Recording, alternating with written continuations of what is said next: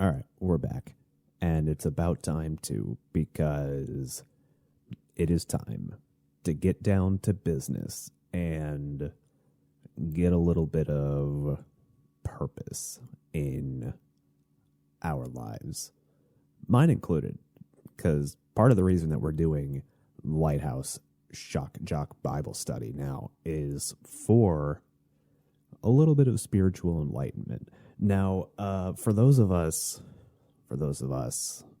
as if I don't know what's going on, but if you're watching on the Lighthouse Shock Jock Bible study channel, what I did was I started a separate channel that I'm going to just post the Bible study segments on. That way, if anybody is not, interested in the rest of the show, like the current events and bits and whatnot, all the stuff that goes on there, all the kind of worldly discussions of our current reality, and want to just merely, I say merely as if that's not an admirable thing to strive for, but if all you're looking to do is just look up, then sure, I would recommend subscribing to the Lighthouse Shock Jock Bible study channel. Conversely, if you're watching that channel and would like to listen to the rest of the show, then you can indeed subscribe over on the other channel. It should be in the description, and it should also be on the channel, but in case it's not, it would be my fault. But it is indeed at Lighthouse Shock Jock on YouTube, just, without the Bible study. I would recommend, of course, my personal recommendation would be to listen to the entire show, but I get it. Some of you guys are not into it. Maybe it gets a little too raunchy on the main show, but my philosophy on that is, look, you kind of, you got to dance with evil a little bit in order to tango with the people that are doing the evil dance and maybe convince them to dance the good dance, if that makes any sense. But I don't know. I'm still praying about that and trying to find the right way to go there. Speaking of which, it's not going to happen this time. This time we're going to do James, and we're going to go through it together. I'm going to read, it's a pretty short book, so we're going to read all of it. Now, the intention for these Bible study segments is, except for next time, by the way, next time we're going to jump around a little bit because there's some reconciling that I've got to do with a very key personality trait that I have to get some answers from the Bible on, because ultimately, that's what's got all the answers, right? So next time we'll be jumping around a little bit, but we're going to start off today with James. We're going to go through various parts of the Bible. We're going to read them together. Now, the intention with this is that maybe somebody similar to me who has not fully read the Bible in its entirety. And look, I get the irony of doing a Bible study as a person who has or is not a complete Bible scholar, right? But I think it's important to go through it together, right?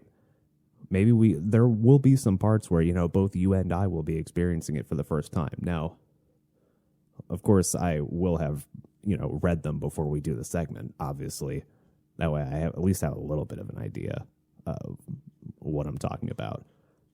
But even that little bit of an idea of what I could be talking about might be missing some key context from like other parts of the Bible or what have you. So just a little bit of announcements at the start of the segment. Now, if you're watching this on the main channel, like if you're watching this segment as part of the main show and you just want to watch the Bible study segments, plural, then, you can subscribe to that channel too.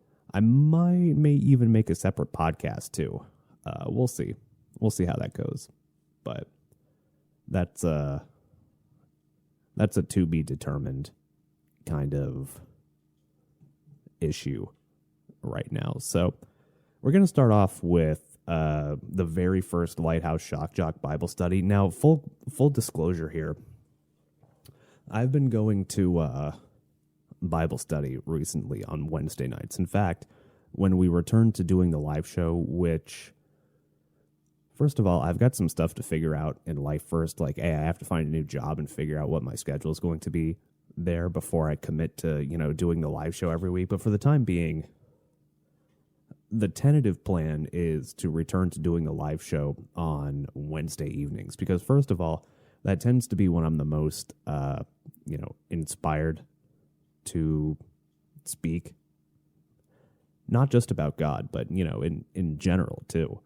And he kind of gives me the word in other areas of life, too, when it just comes to, dealing with our reality that we've got in front of us, right? I can't control when I get the word or the inspiration for it.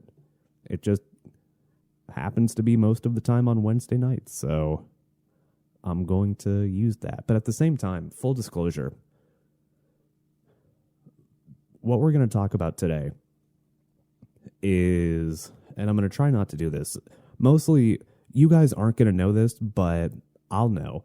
And the passage that we're taking today, the book that we're taking today, is because we talked about James in our last Bible study group.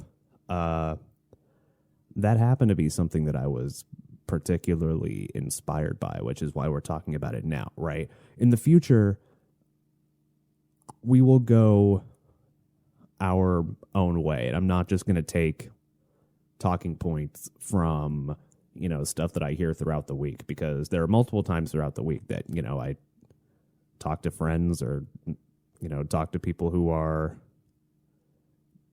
into it, whether it be Bible study or elsewhere. And I'm going to try to not just, take the stuff that is kind of a conglomeration of all the stuff that I've heard throughout the week and do that here. We will go our own way, but this time for the first one, I did want to take something that I was kind of inspired by, because as I mentioned on the last show, this is not a bit, right? This is my attempt to, find meaning in the world, right? Which, in a world that seems so devoid of meaning, it happened again where, I'll be facing something and what do you know? What a coincidence. Coincidence? I think not. A part from the Bible that is shown to me is exactly, I'm not going to say the answer here, but is perfectly relevant to what's going on in your life. And that is the purpose a lot of the times of, going through the Bible at various points in your life, right? Is you'll read the passage, whatever passage you end up on, you could open it to any random page and you could probably find something very close to where you're at, of something that is relevant to your life or relates to what you're going through. And that's just kind of the nature of it, right? And that seems to be how, the more that I learn about it, that seems to be how a lot of people end up finding their answers too, as to how to continue to go about their life. I mean, of course, praying about it and getting answers from God via the synchronicity of the world, that helps too, right? But, if you're looking for the tomb of wisdom, it's right there in front of you, man. And I had one of those situations presented to me this week where, coincidence? Nope. It just so happened that the stuff that James talks about is very, very similar to some of the stuff that is going on in life. And I'll, of course, we'll go through this and interpret the text as it is, and we'll just kind of chat as to what it means, and maybe you can apply some of it to stuff that's going on in your life, right? Maybe you'll end up being the one that hears it and goes, "Oh my gosh, this is perfect. Like, this is exactly what I needed to hear right now," which tends to be how the Bible goes the more and more that I get into it. Now, don't get me wrong. There's some stuff recently that I've still got to reconcile with, and we'll get to that next time. But for now, I don't want to say I want to start easy, but we'll just start with something that I was fairly inspired by recently. So a little bit of background, because I do kind of want to add a little bit of that to it too. The Bible is unsure as to, there are a couple different James, because they didn't really have, surnames back then. They just had the son of who, son of who, son of who. And so the determination by Bible scholars was that this was the James who, coincidentally enough, fun fact, that he was Jesus's brother. And he did not believe, he was kind of a heretic until, the post-resurrection period, where he saw a resurrected Jesus and was like, "Okay, all right, you got me. All right, I'm in now. Sure." And that, I believe, ended up resulting in some of this writing. So I know it's a letter similar to a lot of the other books in the Bible. I know, like when we talked about Romans last week, that was one of Paul's letters to the Romans. And that tends to be the form that a lot of these, at least later New Testament stories, come from. And James talks about trials. Anybody facing a trial in their life? Anybody facing some kind of difficulty? Could be literally every walking person on this earth facing some kind of trial, which might speak to the universal nature of what the text says and what we can do about it, or even how to look at it or how to think about it. So we'll start. I'll skip the greeting of the letter. We'll start with verse 2 then. "My brethren, count it all joy when you fall into various trials, knowing that the testing of your faith produces patience. But let patience have its perfect work, that you may be perfect and complete, lacking nothing. If any of you lacks wisdom, let him ask of God, who gives to all liberally and without reproach, and it will be given to him. But let him ask in faith with no doubting, for he who doubts is like a wave of the sea, driven and tossed by the wind. For let not that man suppose that he will receive anything from the Lord. He is a double-minded man, unstable in all his ways." Now, we started with this passage, of course, in our Bible study group, because it's the beginning of the book, right? And it reminded me of a situation that happened recently, right? So, again, another full disclosure here, because I probably will not talk about this. I say on the main show as if this isn't the main show. This is just, the last segment of the main show. So I guess it still counts as the main show, right? Except for the people that are just listening to the Bible study channel, in which case this is the first they're hearing of it. But I lost my job recently. Like, that's when I went to, why I went to Florida, right? Is to turn in all my stuff and leave Florida and come back up here unemployed. That's just one of them, too. Or as well. But of course, that's going to result in, some kind of lost feeling. Now, before, how do I even approach this? Now, before going to Bible study and reading this book and reading this particular set of verses, right?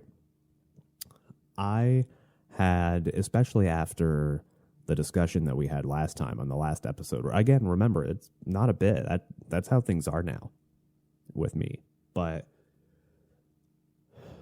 literally the day after that live show of the last episode, that was the day that I got the call. It's like, hey, this is it. You're not allowed to work remotely. And so this is basically a 2-week notice for your job, right? Or for my job. And sure, I panicked for a little bit, but what I ultimately ended up doing was I decided that, you know what? And for 99% of the time between then and now, I've been like a Zen master about it, because that's the real trial. I talked about last time, the trial that I felt like that God was putting in front of me was, all right, this is it. This is your mission now, is doing the show and helping people, and that being your missionary work. But what ended up happening was that was just a start of the trial. The real trial came the next day, where it's like, all right, you are claiming that you're putting everything in my hands. This is what, it felt like is saying to me, right? Is, look, you feel like you're giving it all? You feel like you're on board? You really want to prove it? Are you really, really ready to prove it? Are you really ready to prove that you are going to put it all in my hands? And I thought, yeah, I am. I think I am. So what I ended up doing was, in a past phase in life, the part that I talked about last time, the before Christ period, the heretic period, right, which was the first 30 years of my life, news like this would have sent me on a complete spiral. I almost swore there, but I'm going to try not to swear on this segment at least. But that would have been it. It would have been completely over in the before times. That would have sent me into a complete spiral of anxiety, stress. Oh my gosh, what am I going to do? I'm literally 2 months into signing a lease on a new apartment that I have to pay for. Have stuff that I got to pay for, have bills that I got to pay for. Don't we all, right? And I just lost my job. Didn't really have too much of savings. And yet I decided there. Now, of course, the day that I found out, all right, I did take like an hour of a little bit of pondering. Ooh, what am I going to do? What am I going to do? And you know how when the anxiety starts to creep up, your heart will pound, you go, pop, pop, pop, pop, and then it'll get louder and louder, and then eventually you'll just become an anxious wreck. Maybe that's not everybody that has that issue. Maybe that's just millennial-aged people, right? But so I did go stress eat Chick-fil-A. But all right, that was it. After that, I decided, all right, as soon as I got home, I'm a Zen master. And I learned in that moment that, okay, you thought the test was over. You thought the trial was over. He really wants to know if I was all in. He really, really wanted to know if, are you in? As I said last time, are you in or are you out? And I thought that was the extent of the test. But no, very next day, here's another test, another trial. Are you really willing to put it all in my hands? And I decided yes, I was. And I've been a Zen master about it for the last 2 weeks, since even going to Florida, before I went to Florida, since the last episode, basically. However long it's been, I don't even remember. You can go back on the YouTube channel and check. I think it's been 2 weeks-ish, 3 weeks-ish since the last episode. Hasn't been a long time. But I spent, as I said earlier, around 99 might be giving it a little bit too much credit, but I spent around 95% of the time with the mood of, as I said earlier, like being a complete Zen master. I was not worried. Whatever's meant to happen is meant to happen. The right job will come along whenever it's meant to. Whenever the right thing appears in front of me, I will follow the path that he sets out in front of me, basically, is what I decided.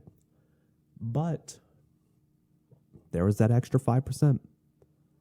And it was one day because, first of all, I thought I don't want to delve too hard into money here, but you know what? As I learned, as soon as it starts to get uncomfortable, that's the go button, right?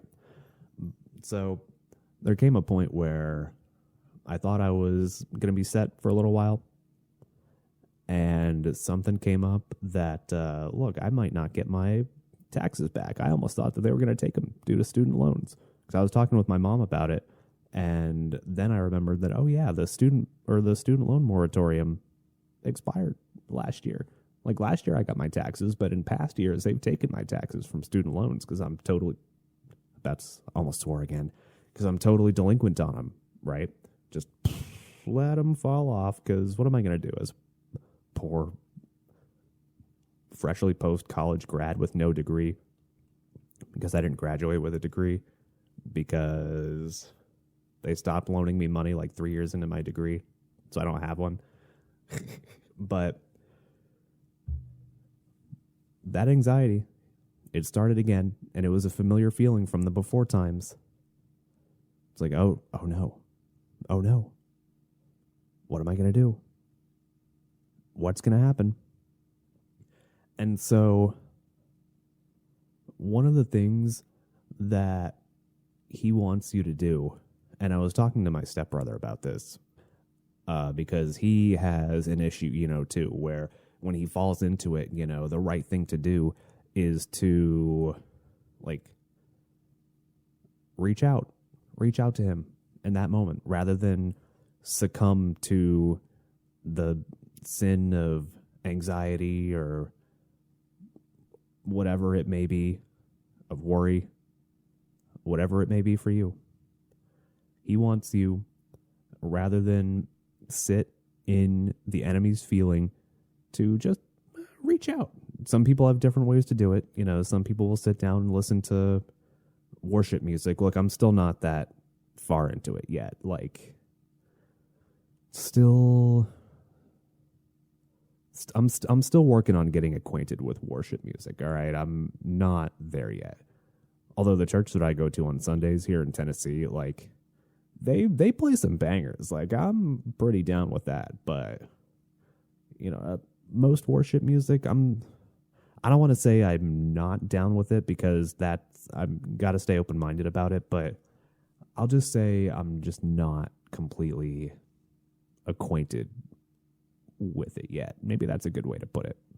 But how I chose to stop in that feeling and look upwards was, look, I decided to have a chat. Now what I'll do is I'll look up and I'll just, start having a discussion. I'm not going to do the formal prayer of, cross my hands or do the look down. I will, especially when it's just by myself, I will look up and I'll start having a chat as though, you and me just right here are just kind of sitting here chatting, right? And I'm not going to be formal. I feel like that's not what God wants us to do. He doesn't want us to stand on ceremony every time. He wants us to be real with him, right? And that was a moment as the anxiety was creeping up where it's like, and here's almost exactly how it went. What happened? I thought I was ready to put my complete faith in you, and yet here I am, almost outside of my control, just worrying when I thought that I was ready to walk your path, when I was ready to walk the path that you were going to set out for me. And of course I prayed about it afterwards too, but for the part that, God really wants to sit with you on when you're at low points, he'll meet you where you're at. And meeting me where I'm at in that case was, look, God, we're just gonna have a chat. We're just gonna have a chat, okay? We're just gonna have a little chat. And did that rather than succumb to the bad stuff that anxiety would make you do before, right? And, everybody's got their own triggers. Everybody knows what anxiety is going to cause you to do. Some people may, go back to using drugs, or some people may go back to other bad habits that they may have. I did consider it for a moment. I almost went out and I was about to swear again. Almost went out and bought they're called like Delta 8 vapes, right? They're basically like THC. They still get you high, right? And I was just going to numb it. But instead, had a nice little chat. This was on a Friday. And lo and behold, again, there's no such thing as coincidence. I said this last time, and this will be a common theme throughout this Bible study, is that there's no such thing as coincidence. As soon as we were done having our chat, I probably spent like 45 minutes having a nice little chat and praying about it afterwards. As soon as we were done with that chat, like it was meant to be, boom, up the microphone. There we go. Snap. Like it was meant to be. Check my account. There are my taxes deposited into my account.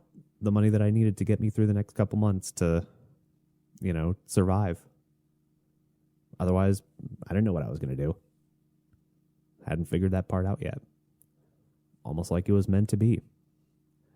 And so the trials that he gives us are not always clear at first and are not always what we think they're going to be. Like, as I was talking on the show on the last show, giving my testimonial, right?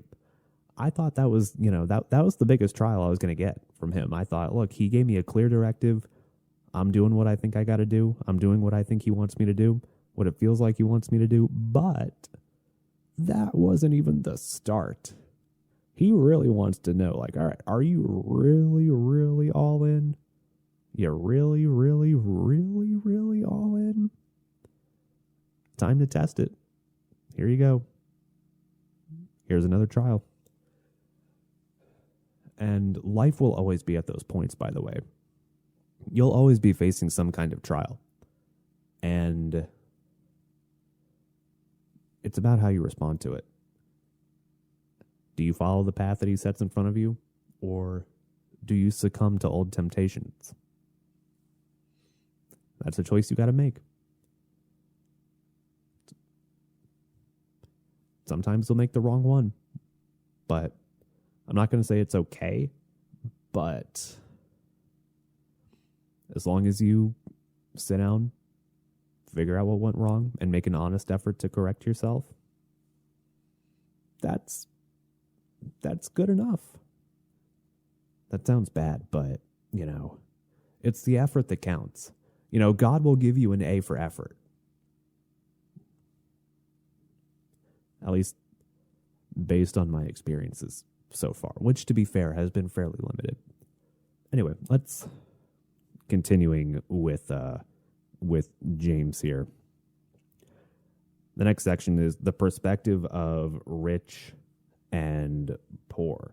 Let the lowly brother glory in his exaltation, but the rich in his humiliation, because as a flower of the field he will pass away.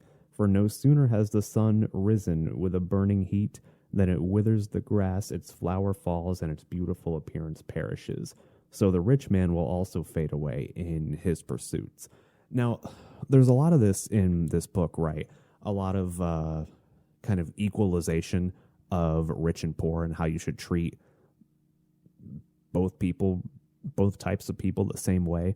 And the thing that stands out to me the most about this is, I don't want to say how it demonizes our worldly possessions, but how it makes us kind of fall to our knees in the realization that, our worldly possessions ultimately mean nothing because they're just that. They're worldly possessions that are only meant for us, in this reality that we face up here. Up there, we're not going to have any of those worldly possessions, right? They mean absolutely nothing. They're merely things for our flesh to enjoy. And don't get me wrong, like we all fall into that. And one of the things that bothered me before, that was kind of a stumbling block to, trying to save or to be saved, was the false idea that I had before that you're being judged by not just God, but other Christians too, about, oh, you're not perfect. You're not being perfect. Like, do not see what the Bible says. It clearly outlines all these things that you're supposed to do and what you're not supposed to do. And if you're not like 100% perfect in each one of these scenarios, then that's it. You're going to hell. It's all over.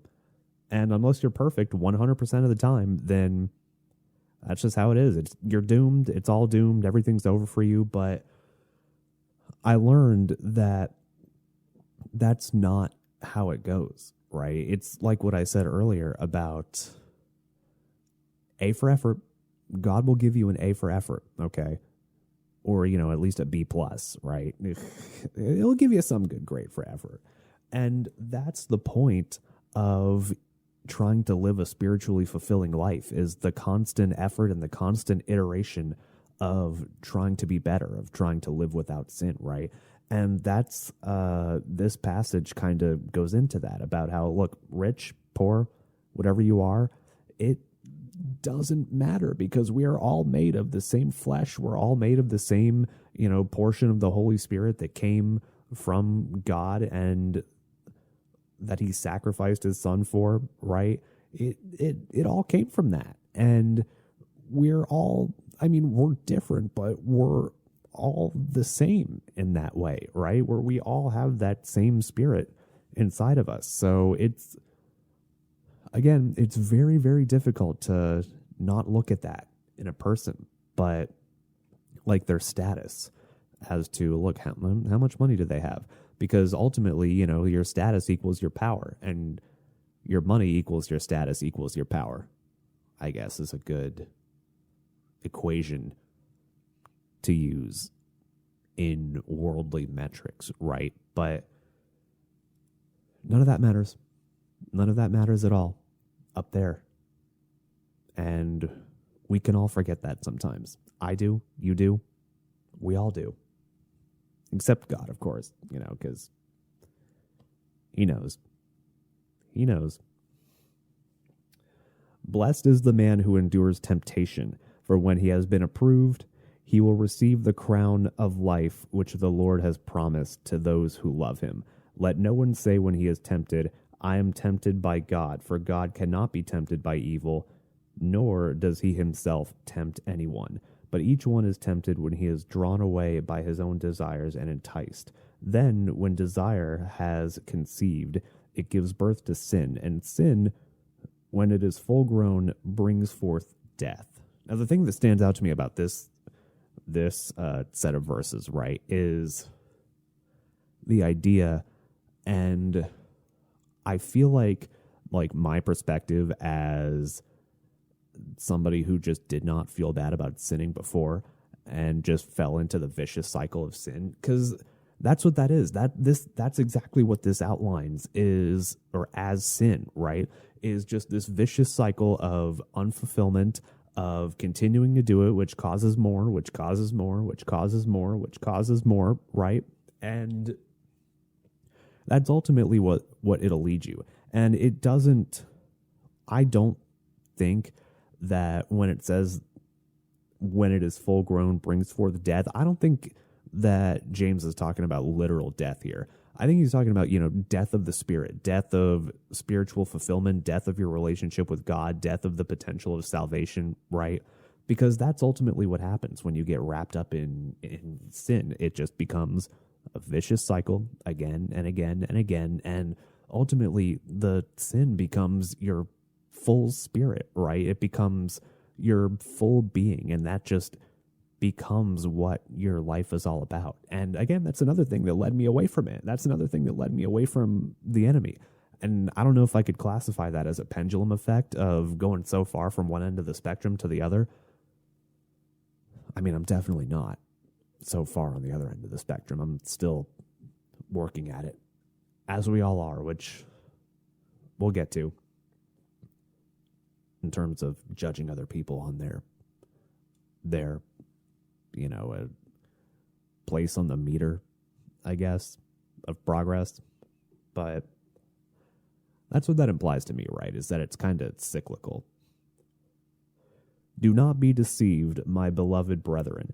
Every good gift and every perfect gift is from above and comes down from the Father of lights, with whom there is no variation or shadow or turning. Of his own will he brought us forth by the word of truth, that we might be a kind of first fruits of his creatures. So then, my beloved brethren, let every man be swift to hear, slow to speak, slow to wrath, but the wrath of man does not produce the righteousness of God. And it sounds to me like, it's discouraging getting wrapped up in these like worldly emotions. Like when you get mad at other people, it tends to serve no purpose. And I have a perfect example of this, by the way, is when I was in Florida, right? One of my, and I know a lot of you guys are probably like this too, right? You get mad at traffic, and it's especially bad in Florida. It's not as bad up here, but in Florida, everybody's either, an old lady or a young Zoomer that's driving that just zooms right past you and is just on their phone the whole time and is zipping in and out of lanes, and seems like it's driving, they're driving in between two lanes. It's really easy to get upset at that, right? And I found when I was in Florida this past time that despite all of the terrible drivers, I wasn't as bothered by traffic before. Like I used to get mad at it. Like I would scream in my car, like at people. And I didn't feel the need to do that this time. I felt like I haven't gotten mad at somebody, I don't think, in a while. Definitely since being saved, right? And I didn't think about that until recently. But why is that? I think it's because like these worldly conflicts, they feel so insignificant. It's like, what are you getting mad at? Like, you're getting mad at some idiot driving poorly in traffic. Like, really? You're really getting that upset at that? At this worldly conflict that means nothing? I don't know. When you're looking up and like you're kind of seeing the grand scheme of what he made for all of us, all that stuff just pales in comparison. Just like little stuff. I would have like huge patience problems before. And don't get me wrong, I'm definitely far from a saint of patience now, but then I had absolutely zero patience, just none. I'd get triggered by everything, every little thing, which doesn't really seem like it happens as much now. Like, I don't get mad at stupid stuff, I guess, which is what this passage kind of reminds me of. Like, be the wrath of man, or for the wrath of man does not produce the righteousness of God. Like, the wrath of man, especially on other man, like, it's all pointless. It's all pointless. All right. On to verse 22. But be doers of the word and not hearers, only deceiving yourselves. For if anyone is a hearer of the word and not a doer, he is like a man observing his natural face in a mirror. For he observes himself, goes away, and immediately forgets what kind of man he was. But he who looks into the perfect law of liberty and continues in it, and is not a forgetful hearer, but a doer of the work. This one will be blessed in what he does. If anyone among you thinks he is religious and does not bridle his tongue, but deceives his own heart, this one's religion is useless. Pure and undefiled religion before God and the Father is this: to visit orphans and widows in their trouble and to keep oneself unspotted from the world. Now, what really... sorry, audio issues. All right, there we go. It's gone. What really strikes me about this passage is another thing that I've been thinking about recently, which when I first started my journey to Christianity and to God and to Jesus, right, what I thought would be possible was, okay, let me look at this more from the outside in. Let me look into Christianity more as like a scholar. Like maybe I could read the Bible, not fully buy into it, and, you know, maybe kind of go halfway. And I talked about this last time too, but this mindset is prevalent in a lot of the people that like just go to church on Sundays and they don't really get anything out of it, or the people that are Christian in namesake only, you know, just for the sake of being Christian, just so that, you know, they're to quell their fear of going to hell and to maybe secure their spot in heaven. Look, if that's, you kind of have to act it out too. And that's what James is saying here, is that, okay, you can't look at it from the outside. You have to be like in. You have to be doing stuff. You have to be practicing. You have to be following the word. You can't just look at it from the outside in and be a bona fide Christian. That's not how it works. Like, sure, I talked a lot about, you know, cultivating a relationship with God, but that's great. That is absolutely necessary to do. But at the same time, you know, you also have to like, you have to do the thing, man. You have to get into it. You have to know the word. You have to actually practice the word. You have to actually be it instead of be able to look at it from the outside, which is what I thought I could do when I first got into it.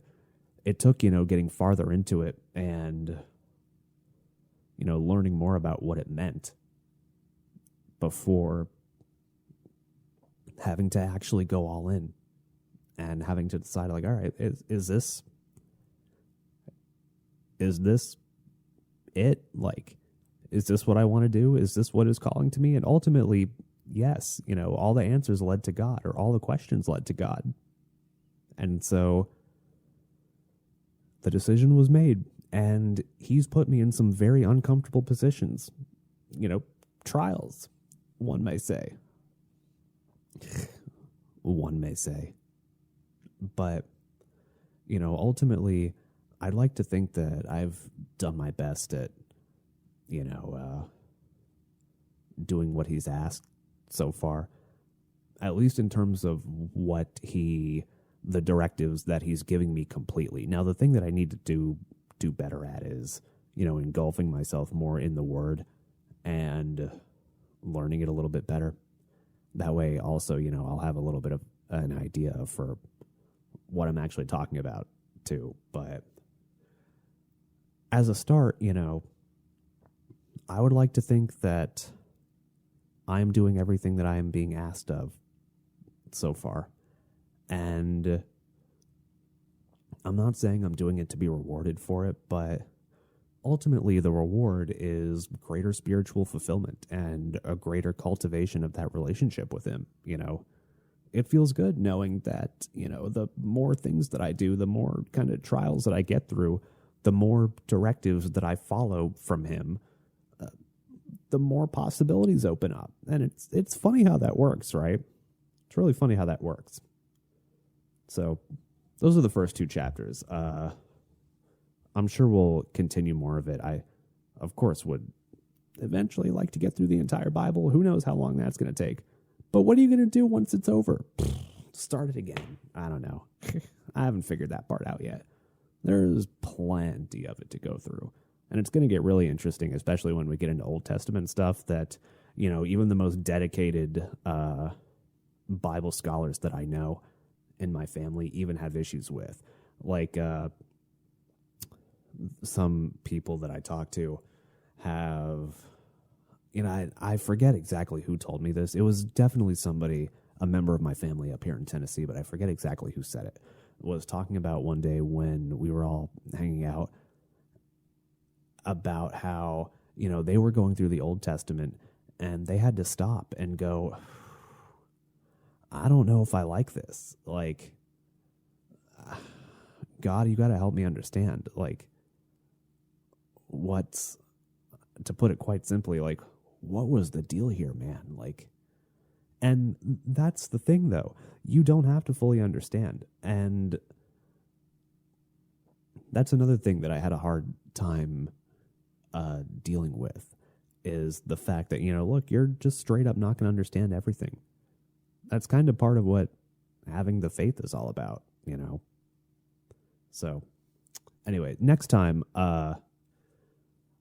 we're going to jump around a little bit. We'll do a couple of different chapters from a couple of different books because there's some things that I have to reconcile with. And I'm going to talk about a very huge personal trial again, similar to this time.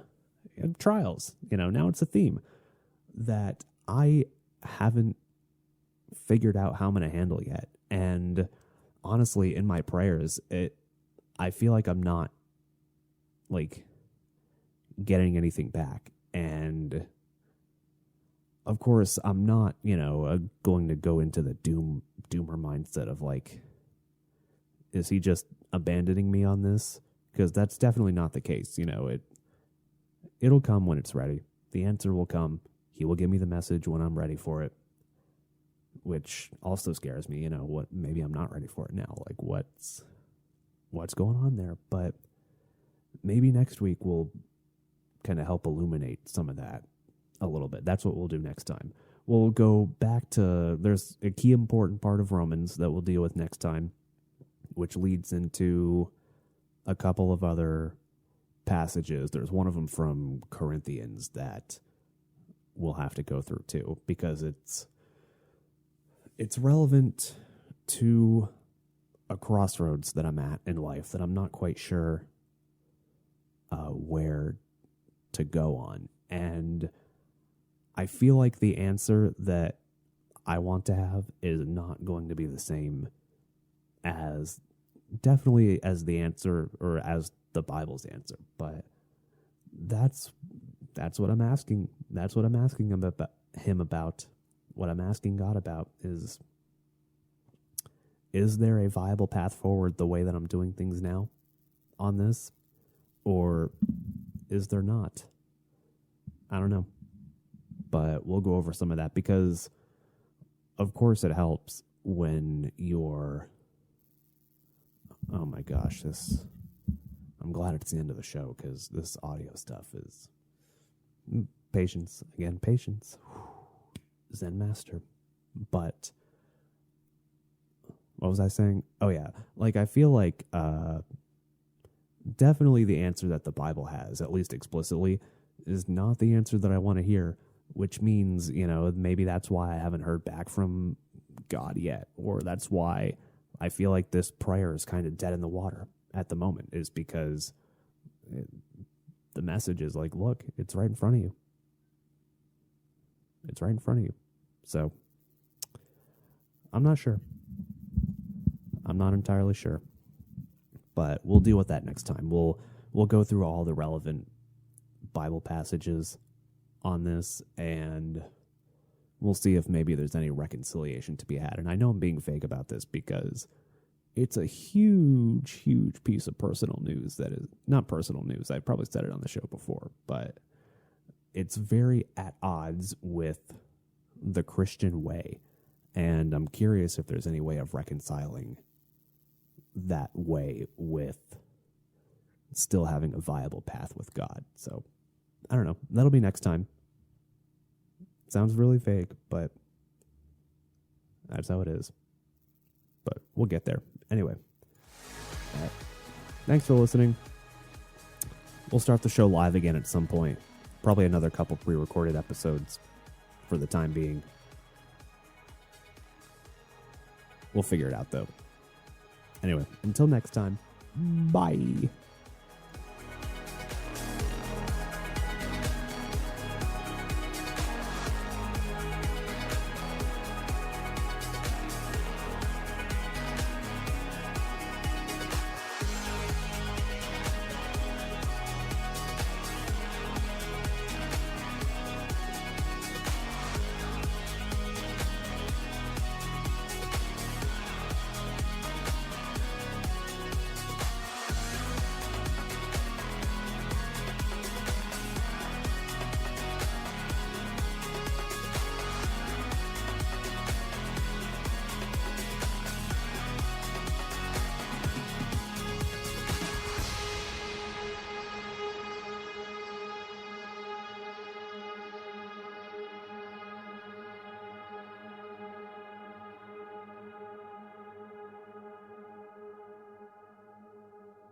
That's it. I'm out of here.